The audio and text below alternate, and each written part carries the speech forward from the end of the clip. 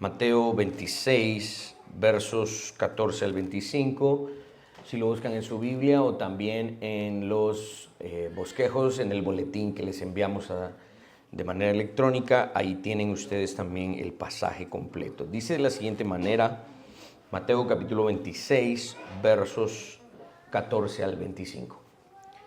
Entonces uno de los 12, que se llamaba Judas Iscariote, fue a los principales sacerdotes y les dijo: ¿qué me queréis dar?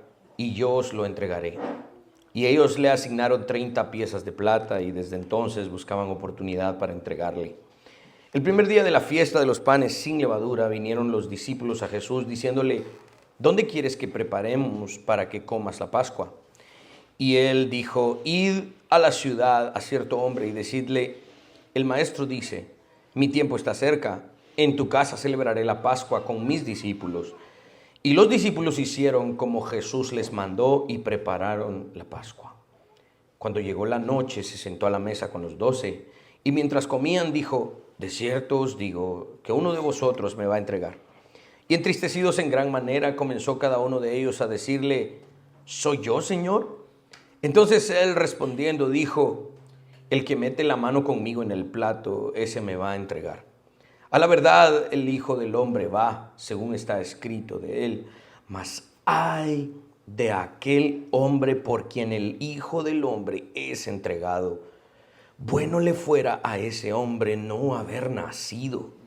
Entonces respondiendo Judas, el que le entregaba, dijo: ¿soy yo, maestro? Le dijo: tú lo has dicho. No se pierdan lo que viene porque está bueno. Vamos a orar. Padre, te glorificamos y te exaltamos en esta mañana una vez más por la libertad que nos das hoy de proclamar tu nombre, por el gozo que tenemos de reunirnos con los hermanos, abrir la Escritura, cantarte alabanzas y glorificarte. En esta mañana yo te ruego que nos permitas entender tu palabra de acuerdo a lo que tú has inspirado. No permitas que nuestra mente y nuestro corazón sean arrastrados por cosas que tú no inspiraste. Enséñanos por medio de tu gracia y misericordia tu verdad, no solo en la mente y en el corazón, sino también en nuestras manos y en nuestros pies cuando salgamos de aquí para ir a ponerlo en práctica. Ten misericordia de mí, que soy el expositor, para poder exponer esto de acuerdo a lo que has revelado. Amén y amén. Voy a estar utilizando mucho también y haciendo referencia a los relatos alternativos en Marcos capítulo 14 y en Lucas capítulo 22 y de hecho también mencionando un poco Juan capítulo 13. Como ustedes se darán cuenta, no todos los pasajes escritos en Mateo están en los otros 3 evangelios. Mateo es uno de los evangelios tal vez más extensos y más detallados, exceptuando por Lucas, que se dedica a algunos otros detalles que obviamente los demás no. Pero este pasaje y prácticamente lo que sigue en lo que le queda a Jesús de vida en la tierra previo a su muerte, esto sí lo registran los 4 evangelios porque es el momento más dramático de la historia de la redención. Estamos llegando a la cúspide del programa redentor. Este es uno de los momentos más oscuros y difíciles de la historia de la redención. El momento en el que se nos revela la traición de Judas. Es prácticamente inevitable vernos a nosotros en esta escena, ¿sí? Aquellos que traicionamos al Hijo de Dios. Y es casi imposible no ver nuestro actuar reflejado tristemente aquí, cuando con nuestro pecado hemos hecho este acto de traición y rebelión en contra de la santidad de nuestro Dios. Este pasaje nos va a enseñar muchas cosas, pero principalmente en términos redentores, este pasaje nos va a enseñar que la redención era necesaria no por algo que nos atrapó y nos apresó. La redención era necesaria por algo que nosotros hicimos. Nosotros traicionamos a Dios y por eso era necesaria la redención. ¿Sí? Vamos al significado original. Y obviamente lo que más resalta en nuestra vista a la hora de leer este pasaje es la traición de Judas. Debemos entender el actuar de Judas como siempre lo hacemos en todas las demás doctrinas, entenderlo desde las Escrituras. Y tanto el Nuevo Testamento, no solo en este pasaje, sino en otros, y también en el Antiguo Testamento, esto estaba anunciado. Vamos por favor a Hechos capítulo 1, verso 16, y dice: varones hermanos, era necesario que se cumpliese la escritura en que el Espíritu Santo habló antes por boca de David acerca de Judas, que fue guía de los que prendieron a Jesús. Aquí, tanto Jesús como el escritor de los Hechos están haciendo referencia al Salmo 41, el cual vamos a analizar más adelante en este sermón. Esta no es la única parte de la Biblia que habla acerca de la traición de Judas, como ya lo he dicho, y vamos a analizar eso en un momento. En principio, lo que nos interesa para nuestra interpretación de este pasaje es que esta traición de Judas era necesaria para que se cumpliese la Escritura. Era necesaria para que el programa redentor siguiera su curso y llegara a su cumplimiento. Esto no debemos interpretarlo con ojos carnales, sino que hay que interpretarlo, por eso inicié con este punto, interpretarlo de acuerdo a las Escrituras. Cuando la gente lee esa frase, era necesario que Judas hiciera esto, tristemente se desatan grandes corrientes teológicas a partir de un mal entendimiento de esto, ¿sí? Obviamente no me da el tiempo de ingresar al detalle de las diferentes corrientes teológicas que se desarrollan en una mala interpretación de esta frase, pero sí voy a ingresar precisamente a lo que nosotros entendemos como una iglesia que ha abrazado doctrina reformada. Los ojos carnales, cuando interpretan esta frase, dicen: entonces Dios forzó a Judas para que se cumpliera. De hecho, esto es una objeción atea, ¿sí? Varios ateos agarran estos pasajes y dicen: esto es una reingeniería y es intencional, ¿sí? La misma Biblia dice que esto era necesario y para que se cumpliese esto y lo otro. Para que vean, los ateos leen la Biblia y tristemente muchas veces más que los cristianos. Y los ateos agarran estos pasajes y obviamente les dan una mala interpretación y dicen: miren, era necesario. Dios entonces forzó a Judas. Y ellos no tienen, la gran mayoría de los ateos no tienen ningún problema en interpretar esto así, porque el ateo recalcitrante realmente no cree en un libre albedrío, sino que cree obviamente en un determinismo filosófico, pues que obviamente nosotros también rechazamos. Ahora, acá es muy importante recordar esto porque tristemente hay personas que dicen: entonces es gracias a Judas que Jesús fue a la cruz. No podemos decir: gracias Judas que lo traicionaste. No podemos hacer eso tampoco. La Biblia no está diciendo eso. Era necesaria en el programa redentor en términos, préstame mucha atención, providenciales. La providencia es una teología bíblica, es un tema central de la Biblia, en donde Dios es soberano y ha decretado que las cosas funcionen así y los seres humanos siguen teniendo responsabilidad de sus actos. Esto no es contradictorio. Puede ser misterioso.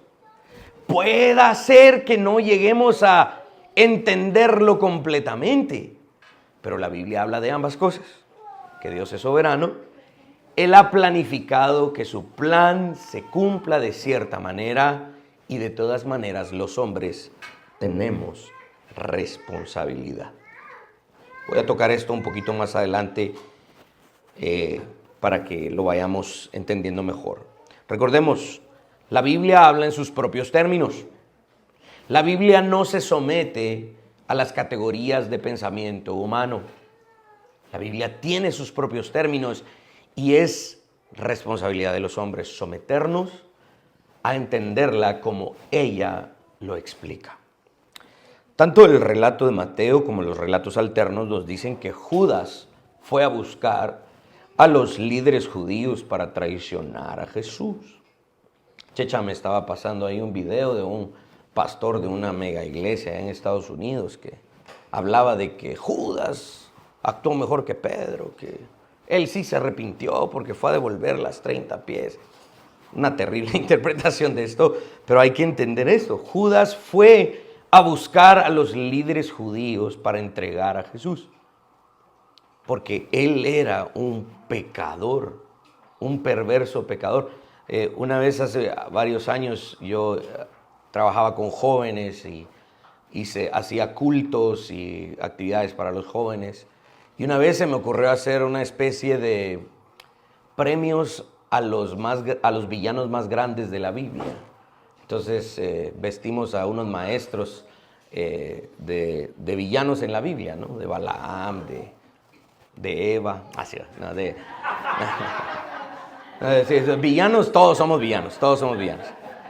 Pero de los villanos más, y entonces le dimos el quinto lugar a no sé quién, y el primer lugar se lo dio, el villano más grande del que aparece en la Biblia es Judas, ¿no? Y este es el punto importante que se nos está presentando en este pasaje. Judas era un pecador perverso, ¿sí? Y nosotros no somos mejores que Judas. Lo que pasa es que la gracia de Dios nos alcanzó. A Judas no, a nosotros sí. Este pasaje también nos muestra incluso que el pecado de los seres humanos de alguna forma va a servir para los propósitos de Dios. Dios aborrece el pecado. Dios juzga el pecado y condena el pecado. Pero el pecado de los seres humanos, de todas maneras, al final del plan, va a obrar para Dios. Y eso es lo que nos está enseñando este pasaje. Que era necesario que se cumpliese. Y Judas, siendo responsable por su pecado y cometiendo uno de los mayores crímenes que se ha cometido, traicionando al Hijo de Dios, ese pecado iba a servir para los propósitos providenciales de Dios.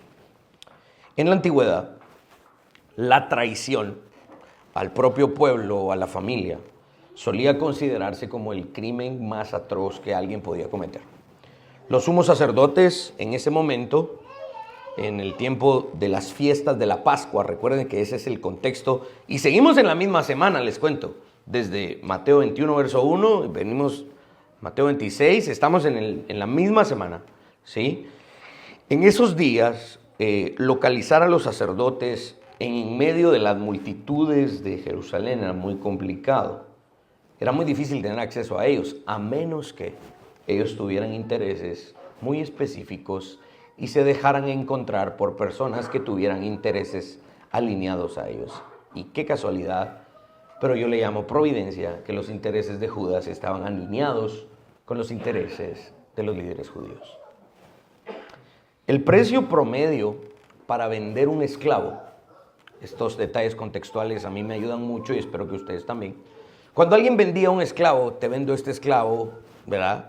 El precio promedio variaba de un lugar a otro, pero los lectores bíblicamente informados de Mateo, los receptores originales de este evangelio, reconocerían que 30 piezas de plata eran precisamente el precio promedio que se pagaba cuando se vendía un esclavo. La compensación desde el Antiguo Testamento por la venta de un esclavo era más o menos esta. Este precio era muy bajo.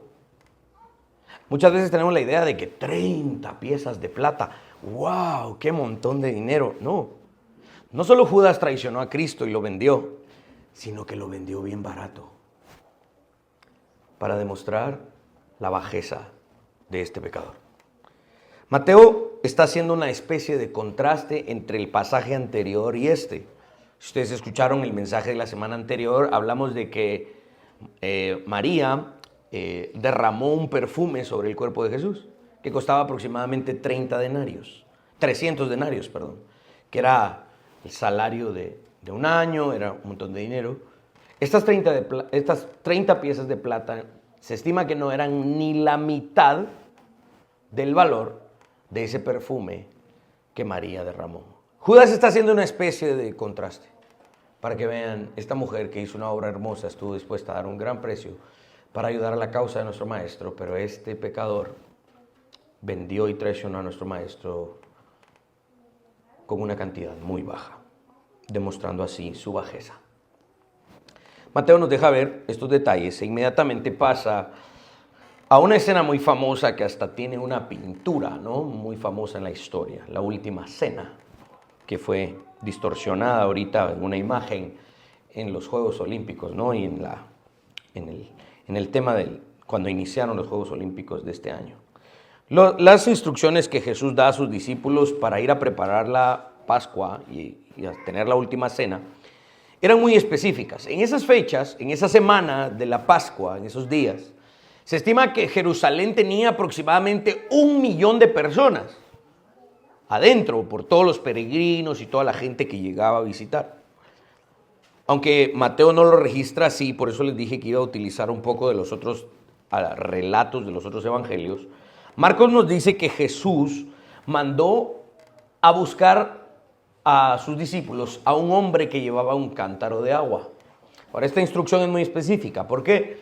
Porque quienes llevaban los cántaros de agua generalmente eran trabajo de las criadas mujeres, ¿sí? Ni siquiera los esclavos varones cargaban los cántaros de agua. Este era un trabajo de las mujeres. Así que encontrar un hombre que cargara un cántaro de agua y que no fuera esclavo era una instrucción muy específica. En medio de una multitud de aproximadamente 1 millón de personas. Ahora ustedes ven acá, Jesús no les dice, mire pues, vaya a la Quinta Avenida de la zona 3 de allá de Jerusalén, allá por el Gahito, y se mete por ahí, allá va a encontrar una tienda que dice la bendición. Y no, Jesús no dice eso, no eran nuestros barrios de aquí de Guatemala, pero era 1 millón de personas y la seña era un hombre que va a cargar un cántaro. Y díganle, el tiempo del maestro está cerca. ¿Dónde le vas a dar para que celebre la Pascua con sus discípulos? Esto nos lo deja saber Mateo y también los otros evangelistas porque vemos el poder sobrenatural de Cristo en la obra de una persona que sabía quién era Jesús en medio de la multitud. En este detalle vemos de nuevo esto, porque Jesús es Dios y Él había preparado personas que iban a ayudarle precisamente para ir a la cruz y facilitar estos recursos. Encontrar precisamente a ese hombre en una ciudad de 1 millón de personas era algo que solo Dios puede hacer. Llega el momento de la cena y esta era una cena y generalmente nosotros hoy, si ustedes lo ven, sí lo hacemos de manera solemne y hay un momento en el que hay risas y esto, porque nosotros entendemos hoy lo que eso significa. Pero pongámonos en las sandalias de los judíos de ese primer siglo. La Pascua no era una solemnidad y silencio, callen a los patojos que nadie habla. No, esto era una fiesta. ¿Por qué? Porque era el recordatorio de que Jesucristo, de que Dios los había librado de Egipto. Esto era una fiesta, ¿no? Y obviamente era una fiesta, pero dentro de las casas era una comunión íntima de mucha felicidad y se estima con algunos escritos posteriores de algunos rabinos que las familias eran entre 10 y 15 personas y celebraban ellas a puerta cerrada con el cordero pascual y todo lo demás, ¿no? Mateo nos muestra lo íntima y significativa que sería esta Pascua, pero Lucas nos lo describe de mejor manera. Lucas capítulo 22, versos 14 al 16, dice de la siguiente manera: cuando era la hora, se sentó a la mesa y con él los apóstoles y les dijo: cuánto he deseado comer con vosotros esta Pascua antes que padezca, porque os digo que no la comeré más hasta que se cumpla en el reino de Dios. Una vez Jesús se sienta a la mesa, él sabe perfectamente que esta sería la última vez que sus discípulos y la gente iban a celebrar la Pascua de esa manera. ¿Por qué? Porque una vez él hubiese ido a la cruz, ese rito ya no era necesario. Ese rito se iba a cumplir completamente en Cristo cuando fuese a la cruz. Jesús iría muy pronto a la cruz para cumplir y consumar completamente su obra redentora. Jesús estaría cumpliendo el verdadero éxodo. ¿Cuál era el objetivo del éxodo en el Antiguo Testamento? Recordar que con brazo fuerte Jehová os sacó de la casa de servidumbre. Bueno, Jehová mismo, el Hijo de Dios, iba a ir a la cruz e iba a cumplir este éxodo, pero era un éxodo mucho más grande, porque no solo era para la nación de Israel, sino para todos aquellos que pusieran su fe en Él y serían librados del pecado por la eternidad. Esto era muy significativo. Esta era una fiesta, un recordatorio de esa liberación. Ahora, para estos días, como hemos venido predicando pasaje por pasaje, la tensión entre Jesús y los líderes judíos ya era mucha. Los discípulos sabían la tensión que existía entre los líderes judíos y Jesucristo. A estas alturas del partido, Jesús ya no ingresaba a las aldeas o a las ciudades. Eran tantas las multitudes que Jesús probablemente se quedaba en las afueras de los lugares porque la gente llegaba a escuchar su enseñanza, a pedir que les hiciera milagros, sanidades, etc. Pero cuando se acercaban los líderes judíos eran para dos cosas, para debatir. Era la única forma que se acercaban para debatir. Y la otra razón por la cual los líderes judíos podían acercarse al Hijo de Dios es que si alguien del círculo íntimo de Jesús les diera entrada. Aquí en Guatemala les llamamos orejas, ¿eh? A los que son chismosos y están de espías. Esa era la única forma en la que los líderes que estaban en tensión con Jesucristo podían ingresar y acercarse a Él. Tal como lo registra el verso que leímos en Hechos 1:16, Jesús estaba citando el Salmo 41. Vean lo que dice el Salmo 41, verso 9. Aún el hombre de mi paz, en quien yo confiaba, el que de mi pan comía, alzó contra mí el calcañar. Esta es la profecía de Jesucristo sentado en la última cena, compartiendo el pan con Judas. Y este iba a levantar su calcañar en contra de Jesucristo. Esta es la belleza y la perfección de la inspiración del Espíritu Santo de las Sagradas Escrituras. Es el Espíritu Santo quien siglos antes inspiró al salmista para profetizar sobre uno de los momentos más oscuros y perversos del corazón humano. La fiesta que se estaba teniendo, Jesús la interrumpe con un anuncio. Pero finalmente la fiesta no es interrumpida por Jesús. Si nos ponemos a analizar en su contexto, la fiesta fue interrumpida por Judas. La fiesta fue interrumpida por lo que Judas ya había planeado hacer, estaba tramando y estaba por consumar. Todos los discípulos se preguntan, ¿seré yo, Señor? He oído varios chistes de esto, pero me los estoy aguantando, porque hay unos buenos, pero de verdad necesito enfocarme en esto. Todos los discípulos se preguntan, ¿seré yo, Señor? A lo que Jesús responde en el verso 23, el que mete la mano conmigo en el plato, ese me va a entregar. Es precisamente el cumplimiento del Salmo 41, verso 9. Cuando hablamos del plato que se estaba comiendo, recuerden que el rito de la Pascua requería hierbas amargas. Esas hierbas amargas, algunos creen que se hacían con una especie de nueces y vinagre y algunas frutas, para que el sabor amargo de esas hierbas disminuyera un poco, y entonces se volvía una especie de, no sé, como aderezo le llamamos nosotros, pero algo en donde obviamente se mojaba el pan sin levadura, y eso era, digamos, la costumbre para comer.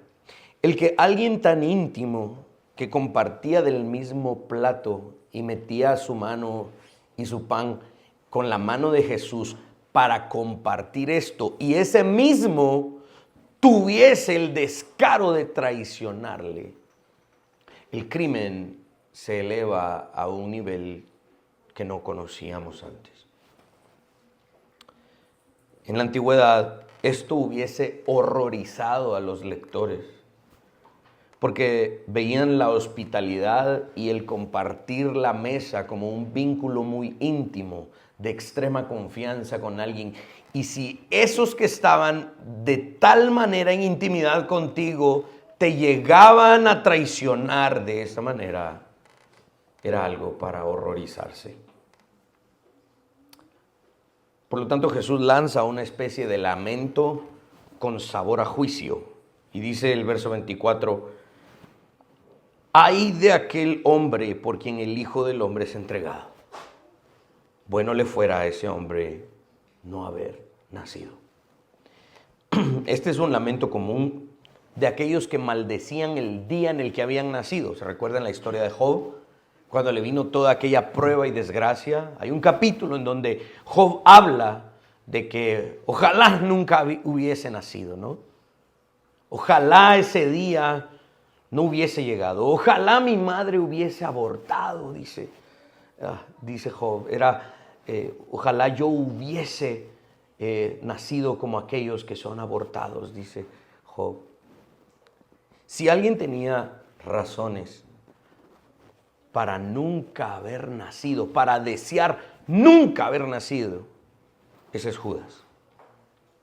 Todo este pasaje, yo quiero que se den cuenta que todo este pasaje, todo este lenguaje, estas figuras de discurso que Jesús está utilizando, el citar la profecía del Salmo 41, nos está diciendo una cosa: Judas era culpable. Ojalá nunca hubiese nacido. Si alguien les enseña, no, es que Judas fue forzado, es que gracias a Judas fue a la cruz. No. El pasaje nos está enseñando una cosa: Judas era un hombre perverso y pecador. Cuando Judas recuerda que Jesús conoce sus intenciones y su corazón, porque varias veces Judas vio hacer esto, Judas vio a Jesús hacer esto con otros hombres. Judas vio cuando Jesús reveló las malas intenciones de los fariseos, de los saduceos, de otros hombres. Cuando Judas tenía la mano metida ahí, dijo, este conoce mis intenciones. Y en ese momento se dio cuenta que ya no tenía marcha atrás. Y todavía se atreve a preguntar Judas, ¿soy yo, maestro? Jesús le responde, tú lo has dicho.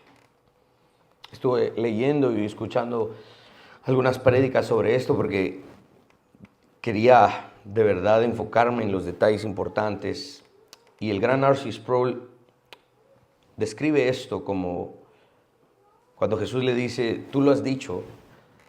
Dice, es como que Jesús le estuviese diciendo a Judas, Dios no permita que yo me interponga en tu camino.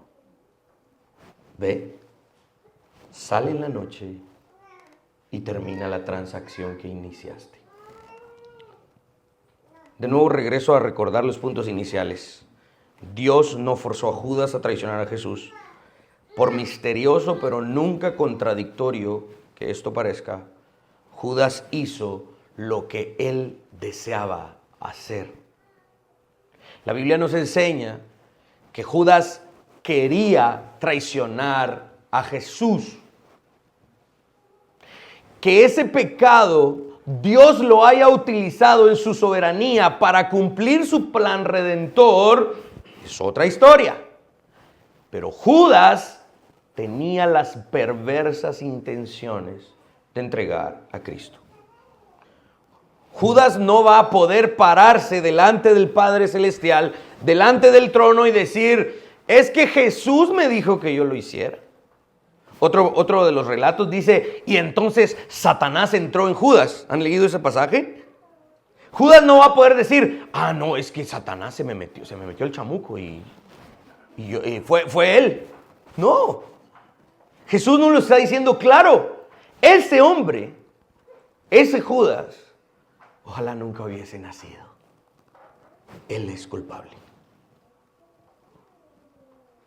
Sproul dice, ayúdame con la siguiente diapositiva. Esta es la maravilla de cómo Dios saca el bien del mal y la redención de la traición. como lo hizo en el caso de Judas. Y esto lo vemos varias veces a lo largo de la Biblia. El mal que planearon los hermanos de José sirvió para bien y para el plan de Dios en Egipto. Todo lo que los hombres han tramado mal finalmente obra para los planes de Dios. Satanás quería obrar en contra de Job y todo lo demás, y finalmente todas esas malas intenciones obraron para bien. Este cuadro ya no lo sabemos, esta película la hemos visto muchas veces en la Escritura. Los hombres obran mal y aún ese mal obra para los propósitos de Dios, y este es el caso de Judas. Quiero ir rápidamente a un par de aplicaciones. La semana entrante vamos a hablar precisamente de lo que significa la Santa Cena, porque a partir de ahí es donde Jesús la instituye. Pero vamos a un par de aplicaciones rápidamente. Número 1, la falsedad de las apariencias, ¿sí? El puritano Thomas Goodwin decía que Judas escuchó todos los sermones de Jesús. Y esto es un punto bien importante, porque esta frase y también pues obviamente lo que la Biblia nos enseña, nos indica que Judas aparentó ser un verdadero discípulo durante un buen tiempo, durante prácticamente todo el ministerio terrenal de nuestro Señor Jesucristo. Pero al final obviamente se develó que este era un falso discípulo. Judas engañó a todos excepto a Jesús. Y esto debe recordarnos la forma en la que nosotros vivimos, nos relacionamos con los otros hijos de Dios, la forma en la que nos relacionamos entre nosotros. Alguien puede aparentar prácticamente a la perfección ser un creyente. Alguien incluso puede emular los frutos que se supone un cristiano debe dar. Todo eso se puede armar, se puede hacer. Por ejemplo, ahorita hay una especie de riña en el tema, en el mundo de la industria del entretenimiento. Porque están saliendo películas de Hollywood, ¿verdad? En el cine y todo lo demás. Y no sé si todavía la gente va al cine porque ya todos lo miran en su teléfono y en sus computadoras. Pero hay una especie de problemática ahí entre los como sindicatos de la gente que trabaja en Hollywood, porque para bajar el costo de las producciones ya no se están utilizando orquestas completas, ¿verdad? Ya no se están utilizando porque muy caras, ¿verdad? Hay que pagar un estudio, una orquesta, un compositor, es un dineral, son millones de dólares. Pero ahora sucede que hay tipos bien talentosos con un montón de herramientas, que hay películas que un solo músico con su teclado y un montón de sonidos en su computadora pueden hacer sonar como que hay una orquesta de verdad detrás de esa película. Y entonces, en vez de pagarle a una orquesta que vale cientos de miles de dólares, millones de dólares, se le paga a este cuate que está allá en el sótano de su casa con 2 bocinas y un montón de teclados, y él solito hace sonar eso como que fuera una orquesta. Entonces se levantan los sindicatos y dicen, no, está bien. Y se oye la diferencia. Los expertos oyen la diferencia. La gente va al cine y dice, wow, qué bonito suena. Y se dan cuenta si es una orquesta de verdad o es solo un cuate con un teclado haciendo un montón de cosas. Mi punto es este. Se puede aparentar. Y muy bien. Casi a la perfección. A Judas casi le salió. Y durante 3 años y medio le salió. Juan después, cuando Juan se cree que es el último que escribe su evangelio, y Juan después dice, sí pues, bien decía, yo tenía la sospecha de que ese era ladrón y se jalaba unas piezas ahí de la bolsa del dinero. Pero mientras estaba todo el ministerio de Jesús, no se daban cuenta, porque Judas era un excelente actor. Mis hermanos, tristemente esa es la vida de muchos cristianos, que emulan, que presentan esta supuesta santidad y parece ser de verdad. Pero créanme, las apariencias engañan y muy bien. Muy bien. Esto, mis hermanos, nos debe confrontar, porque va a llegar un momento, va a llegar un día, un momento crucial en donde se debe demostrar quién verdaderamente es un creyente. Y más vale que, a pesar de nuestros errores, imperfecciones y problemas, finalmente digamos, sí, yo estoy del lado de los verdaderos creyentes. Este pasaje que hoy expusimos debe servir para escudriñar tu propia vida, para recordarte. En primer lugar, yo diría que tú eres un verdadero creyente y debes estar convencido de eso y actuar como tal. J.C. Ryle escribió: un hombre puede disfrutar de grandes privilegios y hacer una gran profesión religiosa, y sin embargo su corazón puede no estar todo el tiempo recto delante de Dios. Ahora, no quiero que demos a esto una mala interpretación. Eso no significa que entonces nos pongamos a pensar, entonces, aquí en esta iglesia, ¿quién será el Judas, muchacho? No. Nuestra intención en este pasaje no es empezar a pensar, a sospechar de mis hermanos. Al contrario, la Biblia enseña lo siguiente: si aquí están mis hermanos, y mis hermanos están dando frutos como creyentes que son, los trato como lo que son. Porque yo no soy Dios, yo no soy el Espíritu Santo. Yo no conozco las intenciones del corazón de mis hermanos. Por lo tanto, mientras yo convivo con ellos y ellos conviven conmigo y practicamos la fe como la Biblia lo demanda, los trato como lo que ellos dicen que son. Si son creyentes, así los trato. Hasta que Dios no lo quiera, llegue un día en el que de repente se nos muestre y se nos diga: es que se recuerdan de aquel hermano, sí, que estuvo aquí 15 años en la congregación.